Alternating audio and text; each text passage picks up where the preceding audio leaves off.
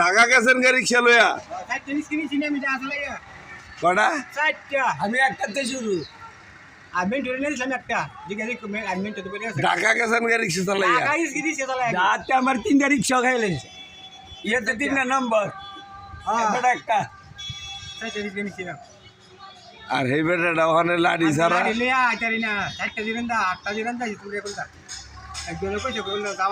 হ্যাঁ এন্দা এ বললে আচ্ছা আপনার লাগি দোয়া করেন